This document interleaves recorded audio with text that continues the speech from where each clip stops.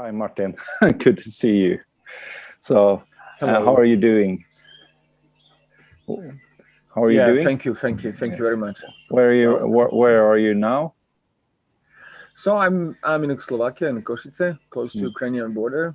Košice, so the town where we have a humanitarian store for the Ukrainian humanitarian aid. You've been very close to Swedish Aikido through you coming here a number of times, and I also know that Swedish Shians and Sensei have been coming to your part and have seminars. And I'm not going to name names here, but I know there's a very strong relation between you as a person, your organization, and Swedish Aikido. You and I met morning practice Jessica Dojo the morning where Russia invaded Ukraine, and I didn't know what to tell, and from there how you been, your life been since? Since that every day was different. So when the war started, so we came home.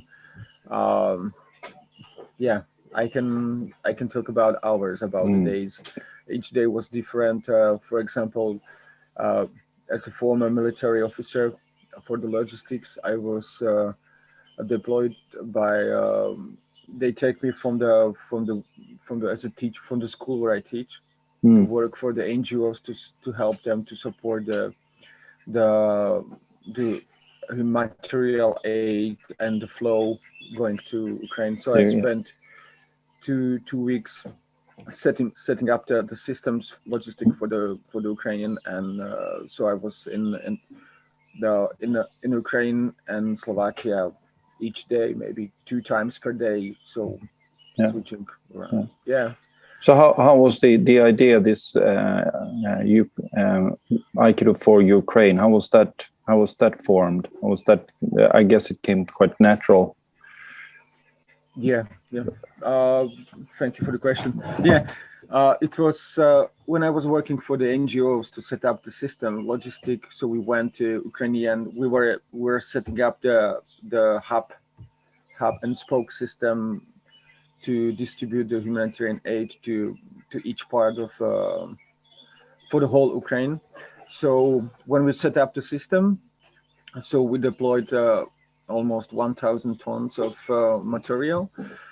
So then I realized, okay, that's we have very good connections with the NGOs, so we can do something for the Ukrainian dojos and instructors. So we set up some communication line between them, because Misha is from Ukraine, and so he's got very good relation with all the instructors. He knows the Ukrainian language, so we asked them to send us the list of needs, what they need, and so we're starting to deploy the material naturally. So we have a lot of vans and trucks, and we deployed to humanitarian aid to Kherson, to occupied areas, even yesterday. So we deployed to Donetsk some material. So we have 42 tons.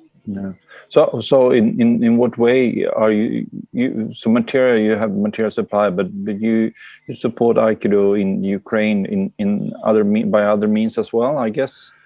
Then we realized that according to their list of need, that we need to keep the instructors, the dojos, to stay alive. For example, there is a lot of instructors who were living from the dojos activities, and if they they broke up the trainings, they finished with the training, so then the whole Aikido can die in Ukraine.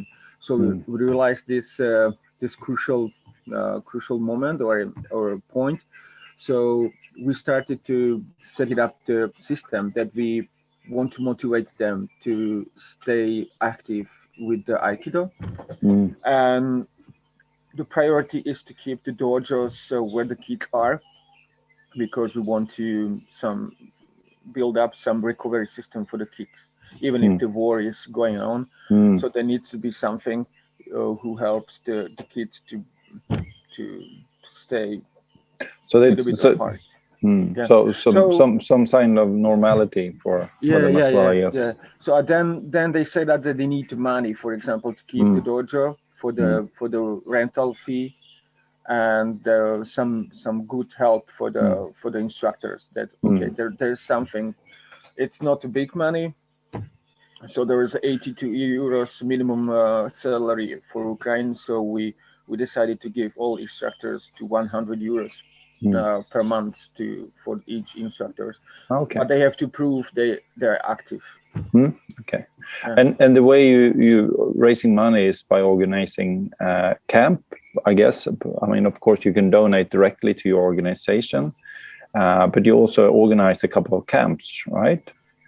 Yeah, we have a kickoff event in Cluj in Romania. So they help us to. There was a lot of instructors from Hungary, Slovakia, Czech Republic, Bulgaria, and there was a lot of people, also kids from Ukraine. And so it was a kickoff, and then Bratislava in Slovakia we did with the Anivilius together with the Swedish Aikido Federation. So it was excellent because all the money from the participants fee went to Ukraine, so it was excellent. We didn't have to pay the others, for example, the food, because everybody takes each organization's pay. Everybody contribute, yeah. So for the future now, Martin, it looks like this is going to go on for quite a while. I can't really see how the end of it. So how are your plans for the future? So the one duty of the people instructors we give money, it's to prove they are active, and the second one is to spread out the idea that they can get each dojo. Doesn't matter if it's recognized or not recognized, or just to stay active. So they have to spread out this project. That's the first phase of the project. So we will have a list of dojo which are active all around Ukraine. And the second phase, I don't know now where it will be, but we want the second phase. The second phase is based on the things that we want to set up the sisters dojo. That, for example, each country or organization can take care of one dojo and have a good relation. All right. So, but in the first phase, we want to show them that there is a support going on. So it's sort of mentorship, or okay, fantastic idea. That's fantastic. So we now through our organization try to support you raising money from our members. So having any ideas of I know you're going to speak to Norway and Jacqueline now about the kids camp. Is there anything else except money that we from our federation we can do? I'm sorry taking this. It's a good question. From the beginning of the war, so because I found a lot of people who are very helpful, but the help when there is transmitted to the place doesn't meet the expectations. So I see that myself that okay, I want to help in this way, that I want to maximize the efficiency of the help to reach the target and to meet the needs. So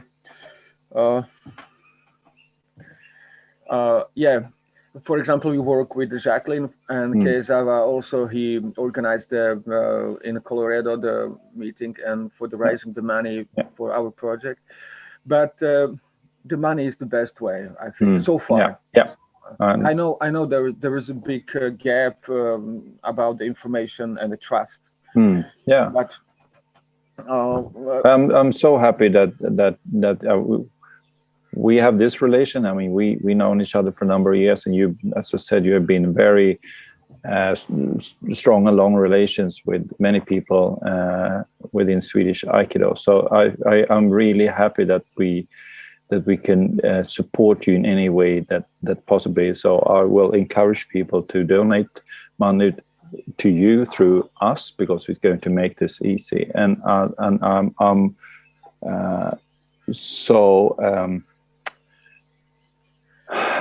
so glad for your work, and so impressed of your persistence. So Martin, you're doing a fantastic job. Thank you so much for your time. Yeah, thank you very much for support. You also from the very beginning. I was in Sweden when the war starts, and your empathic approach, all of people in Stockholm, in Malmö, and people we met, so it was excellent. So I'm happy that I was there. Yeah.